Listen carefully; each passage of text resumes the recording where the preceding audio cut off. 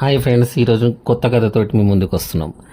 అనగనగా ఒకరోజు ఒక వేటగాడి చేతికి ఒక చిన్న పక్షి అంటే పిచ్చుక దొరికింది.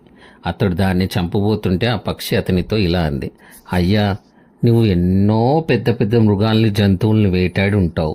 నాలాంటి అల్ప ప్రాణిని చంపడం వల్ల నీకేమైనా ఉపయోగమా?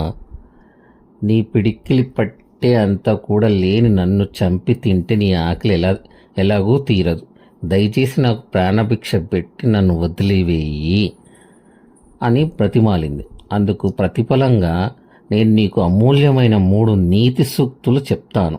అవి నీ జీవితాన్ని ఉద్ధరించుకోవడానికి, నువ్వు సంతోషంగా సుఖంగా జీవించడానికి ఎంతోగో ఉపయోగపడతాయని చెప్పింది.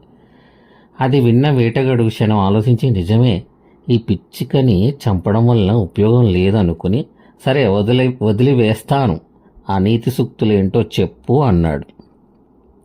అప్పుడు ఆ పిచ్చుక, అయ్యా, కానీ నాది ఒక షరతు. నేను మొదటి సూక్తిని నీ చేతిలో చెప్తాను, రెండోది నీ ఇంటిపై కప్పు పైన కూర్చుని చెప్తాను, ఇంకో 3వది చెట్టు కొమ్మ మీద కూర్చుని చెప్తాను అంది. వేటగాడు సరే అని ఒప్పుకున్నాడు.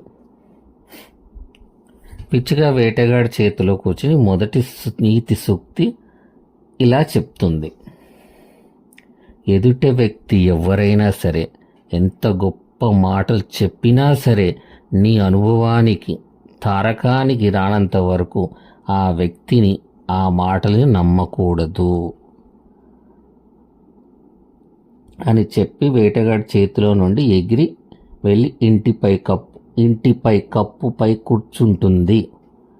అక్కడి నుండి పక్కున నవ్వి అంటుంది: ఓరి మూర్ఖుడా, నువ్వు నన్ను ఎవరనుకున్నావు? నా కడుపులో అత్యంత విలువైన మరియు బరువైన వజ్రం ఉంది. అది తెలుసుకోకుండా నువ్వు నన్ను వదిలేశావు. అది విన్న వేటగాడు అతసితుడై తన దురదృష్టం తలుచుకుని ఏడవడం మొదలెట్టాడు. అయ్యో, అంత విలువైన బరువైన వజ్రాన్ని కోల్పోయానే, ఎంతటి మూర్ఖుణ్ణి నేను అని గట్టిగా ఏడవడం మొదలెట్టాడు. అప్పుడు పిచ్చుక అంది: నీవు నిజంగానే మూర్ఖుడివి.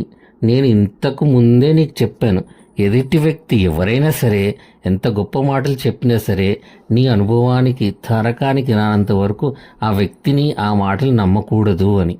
నీ పిడికిలంతా కూడా లేని నేను నా కడుపులో బరువైన వజ్రం ఉందని చెప్తే ఎలా నమ్మేశావు, మూర్ఖుడా? రెండవ నీతి సూక్తి ఏమిటంటే, ఎన్నడూ వెనుకకి తిరిగి చూసుకొని గతంలో జరిగిపోయిన వాటి గురించి ఆలోచించి చింతించకూడదు, బాధపడకూడదు.